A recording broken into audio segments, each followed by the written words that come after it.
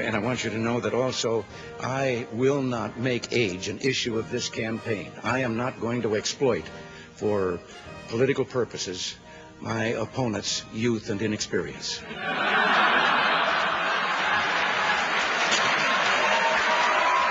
Governor Reagan, again, typically is against such a proposal. Governor, there you go again.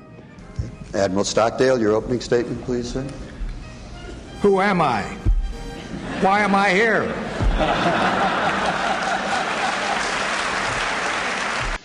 Governor, if Kitty Dukakis were raped and murdered, would you favor an irrevocable death penalty for the killer?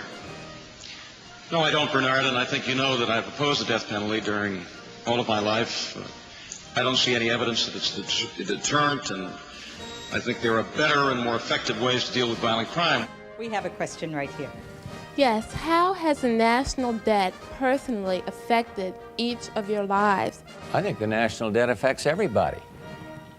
Obviously, it has a lot to do with interest rates. It has. She's saying you personally. On a personal basis, how has it affected you? Has it affected you personally?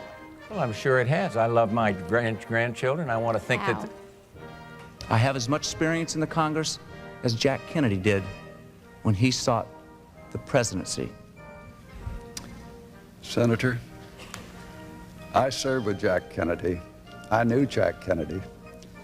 Jack Kennedy was a friend of mine.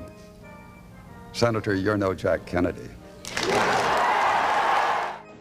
That's what the question in this campaign is about. It's not only what's your philosophy and what's your position on issues, but can you get things done? And I believe I can. You said in the Rose Garden, the day after the attack, it was an act of terror. It was not a spontaneous demonstration. Is that what you're saying? Please proceed, Governor. I want to make sure we get that for the record, because it took the president 14 days before he called the attack in Benghazi an act of terror. Get the transcript. He did, in fact, sir. So let me call it an act of terror. Can you say that a little louder, Candy? He did call it an act of terror. I'm glad that you recognize that Al-Qaeda is a threat, because a few months ago, when you were asked what's the biggest geopolitical threat facing America, you said Russia. Not Al-Qaeda, you said Russia.